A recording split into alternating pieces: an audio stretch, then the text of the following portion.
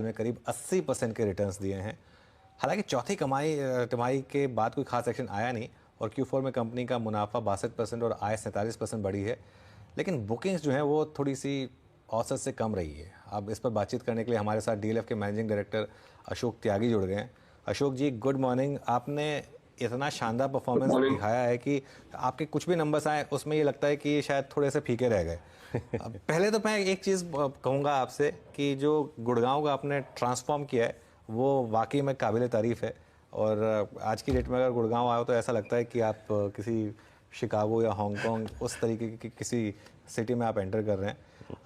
तो पहले तो उसकी बधाई आपको। अब बताइए ये नंबर्स को कैसे बढ़ा जाए, क्योंकि थोड़े से आपके जो नंबर्स थे, जो बुकिंग्स थी, वो शायद थोड़ी सी कम रही जो मार्केट एक्सपेक्ट कर रहा था उससे। क्या वो कुछ वापस Q1 में ट्रांसलेट होगा? इसका मतलब Q1 आपके लिए बेटर रहेगा Q4 से? अनुज, गुड मॉर्निंग। देखिए, ऐसा है कि हमारे बिजनेस में अनलाइक से, जैसे आप अभी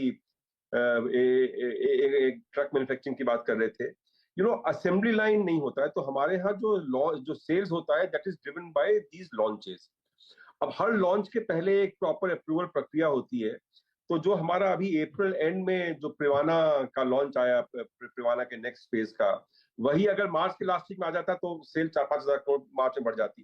तो समटाइम दीज थिंग्स जो है ना, ये अपना एक आध महीने से वो ट्रिप ओवर हो जाती हैं, और अनफॉर्चुनेटली अप्रूवल प्रोसेस जो होती हैं वो क्वार्टर नहीं देखती हैं, बट ओवरऑल हमने, देखिए, 13,000 कहा था, हमने ऑलमोस्ट 15,000 का सेल किया पिछले वर्ष में भी, और इस साल हमने 17,000 का गाइडेंस दिया है। तो होपफुली जो हमारी सेल्स ट्रेजेक्ट्री है अनुज, वो एक रीजनेबली डिसेंट, जिसे कहते हैं, अपना क्लिप पे है।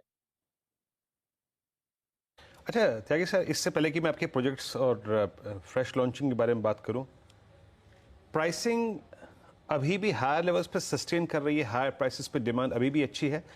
सब सेगमेंट में बात करना चाहूंगा, लग्जरी सेगमेंट में, प्रीमियम और अफोर्डेबल, हर जगह इस वक्त प्राइसिंग कैसी है सर? और ज्यादा ओके, त्यागी जी, आप सुन पा रहे हैं मुझे? मेरे ख्याल से हाँ, अब मैं सुन पा रहा हूँ। बीच में वीरेंद्र का कुछ 30 सेकंड में नहीं सुन पाया था। हाँ वीरेंद्र, दोबारा पूछ हाँ, लीजिए। मैं सर त्यागी सर, मैं प्राइसिंग के बारे में बात कर रहा था सर। लग्जरी में और जो प्रीमियम सेगमेंट है और अफोर्डेबल, तीनों ट्रेजेक्टरी में प्राइसिंग कैसी है और सबसे स्ट्रॉन्ग डिमांड कहाँ पर है इस वक्त? तो देखिए वीरेंद्र, ऐसा है कि लग्जरी और प्रीमियम दोनों में डिमांड और प्राइसिंग ट्रेंड्स दोनों बहुत स्ट्रांग हैं, और बल्कि मैं कह रहा हूँ ऑलमोस्ट क्वार्टर द क्वार्टर वो स्ट्रेंथन होते जा रहे हैं। जैसे जो प्रिवाना हमने अभी फेज 2 लॉन्च किया, वो प्रिवाना 1 जो कि दिसंबर में लॉन्च किया था, उसके मुकाबले आई थिंक मे बी 5 से 6% उसमें प्राइसिंग का इजाफा ऑलरेडी आ गया है। अफोर्डेबल जो जो जो जो जो जो पिरामिड का जिसे कहते हैं, मैं मानता हूँ मे बी 1 करोड़ से कम वाला जो यूनिट साइज है, उसमें हम लोग देखिए बहुत ज्यादा खेलते नहीं है, आपको पता है। लेकिन जो प्लेयर्स हैं उसमें, what one is hearing is कि वहां पे जरूर थोड़ी सी आई थिंक स्लोनेस आई है मार्केट में, बट प्रीमियम और लग्जरी में तो हर हालत में तेजी चल रही है, और at least right now it does not seem to be, कोई स्लोइंग डाउन का कोई अभी संकेत आ नहीं रहे। त्यागी जी, क्या ये सही है कि आप गोवा में एक by invitation only project launch करने वाले हैं, मांडवी रिवर फेसिंग, 40 से 50 करोड़ पर विला पर, 58 विला का प्रोजेक्ट? देखिए, प्राइसिंग मुझे भी नहीं पता, तो अनुज प्राइसिंग मुझे भी नहीं पता, बट ये सही बात है कि आई थिंक कुछ 60-65 लग्जरी विलास होंगी। ये हमारे पास साइट बहुत पहले से थी। ये बेसिकली एक हिल टॉप है जो कि मांडोवी को ओवरलुक करता है, बहुत ही यूनिक लोकेशन है, और होपफुली हम लोग आई थिंक जुलाई टू सितंबर क्वार्टर में, आई थिंक अगर सब कुछ ठीक रहा और अप्रूवल प्रोसेस ठीक रही, तो हम लोग इस क्वार्टर में इसे लॉन्च कर देंगे। कितना बताया था अनुज आपने? 40 से 50 करोड़ नहीं, मैं यही पर विला, मैं यही पूछना चाह रहा हूँ त्यागी जी से कि इस समय लग्जरी, सुपर लग्जरी मार्केट में कोई बात नहीं, इस प्राइस में हम आपको दिखाते हैं कुछ गुड़गांव में भी। ये सर ये FY25 में सर, ये कैमेलियाज जो 2 है, ये लॉन्च हो जाएगा सर, और इसकी प्राइसिंग क्या होगी? ये Q3 में आएगा सर? देखिए, ये देखिए, ये एंड Q2 या अर्ली Q3 में हमारा प्लान है राइट नाउ इसे लॉन्च करने का। इसका सारा प्लानिंग और सारा प्रोसेस बिल्कुल अंतिम चरण पे है। देखिए, अब जाहिर है ये अगर ये प्रोडक्ट जो होगा कैमिलियास का सक्सेसर होगा, तो प्राइस पॉइंट्स जो होंगे वो यू आर राइट उस रेंज में होंगे। एग्जैक्ट क्या होगा प्राइस और प्रोडक्ट के स्पेक्स, वो आई थिंक अभी हम मेरे ख्याल से 2-1 महीने दूर हैं उससे। बट ये डेफिनेटली सुपर लग्जरी सेगमेंट में प्रोजेक्ट होगा और ये कैमिलियास का सक्सेसर होगा। और जैसे अब तक अगर आपने देखा रालियाज, मैग्नोलियाज, कैमिलियाज, हर प्रोडक्ट जो है वो पिछली जनरेशन प्रोडक्ट से उम्दा आया है। होपफुली हम वो ट्रेंड बरकरार रख पाएंगे इस वाले में भी। बट आप इसके लिए थोड़ा आई थिंक मे बी 60 से 90 दिन वेट करें and I think will have all the details. Okay, ठीक है।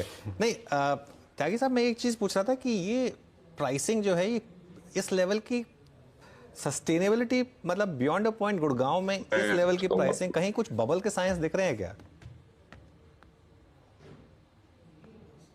देखिए, ऐसा है कि भाई मैं 2 चीजें बताता हूँ आपको। जैसे हमने अभी प्रिवाना लॉन्च किया, तो हमने लास्ट 2 बार से एप्लीकेशन मनी 10 लाख से बढ़ा के 50 लाख कर दी, इसीलिए कि अगर कहीं बबल हो या प्योर ब्लाइंड स्पेकुलेटर्स आ रहे हो तो वो लोग फिल्टर हो जाएं। हमने जो कन्वेंशनल रोल होते हैं कि अपना हमने 1 अलॉटमेंट पर पैन कार्ड कर दिया, जिससे वो जो कुछ जो एक जमाने में होता था कि ब्रोकर जो लोग मास बुकिंग्स कॉर्नर कर लिया करते थे, वो हमने अपनी तरफ से अपनी तरफ से तो वी आर ट्राइंग डेफिनेटली कि जो बबल या जो प्योर ब्लाइंड स्पेकुलेटर्स हो, शॉर्ट टर्म स्पेकुलेटर्स, उन्हें फिल्टर आउट किया जाए। देखिए, अभी तो ऐसा हमने आर्बर लॉन्च किया था अबाउट 1.25 साल पहले, मे बी 1.5 साल पहले ऑलमोस्ट। एंड अभी तक कोई उसमें ऐसा कोई मतलब प्राइसेस में तेजी आई है रीसेल में, बट कोई ऐसा trend people are holding on, they are not, मतलब कोई लोग जिसे कहते हैं निकल के कि वहां से 10 लाख का 10 लाख कमाया, अब मैं कहीं और इन्वेस्ट कर दूं, वो ट्रेंड नहीं है। तो मेरे ख्याल से तो जो ये जो लोग हैं वो सीरियस इन्वेस्टर्स हैं, या एंड यूजर्स हैं, या सीरियस इन्वेस्टर्स हैं। अबाउट 25% ऑफ आर जो हमारे करंट लॉन्चेस हैं नए वाले, उनका जो प्रोपोर्शन है वो एनआरआईज खरीद रहे हैं। और अगेन एनआरआईज जो खरीद रहे हैं, they seem to be NRIs जिनका एक लॉन्ग टर्म इन्वेस्टमेंट का नजरिया है। So I think short term speculators को हम अपनी तरफ से जितना कोशिश हो चल रहा है वो उन्हें किनारे रख रहे हैं। And at least so far there does not seem to be a trend. आपका दूसरा सवाल था कि मार्केट में स्पेकुलेशन के अलावा ये फैक्ट है कि मार्केट में डेप्थ कितनी है। तो देखिए, अभी तो फ्रैंकली प्रिवाना सेकंड फेज भी बहुत अच्छा गया है, एंड अभी तो डेवलपर्स ने भी अपना लॉन्च किया है अपना उस रेंज में। सो आई थिंक अभी तो फ्रैंकली लग रहा है कि डेप्थ है। रही बात कैमिलियास 2 वाला की, तो वो तो उस तरह का कोई और प्रोडक्ट है ही नहीं मार्केट में, तो वो तो जितने भी डेप्थ होती है वो फ्रैंकली एक ही प्रोडक्ट में एब्जॉर्ब हो जाती है। बट उसमें भी मतलब हम पे शायद 13-14 कैमिलियास बचे हुए हैं एग्जिस्टिंग वाले के, और काफी इंटरेस्ट है लोगों का एक नए कैमिलियास के आने में। तो वो जब लॉन्च होगा तब देखते हैं उसका रिस्पॉन्स कैसा आता है। ऑल राइट, बहुत बहुत शुक्रिया त्यागी जी आज हमारे साथ जुड़ने के लिए और हमसे बात करने के लिए। Thank you.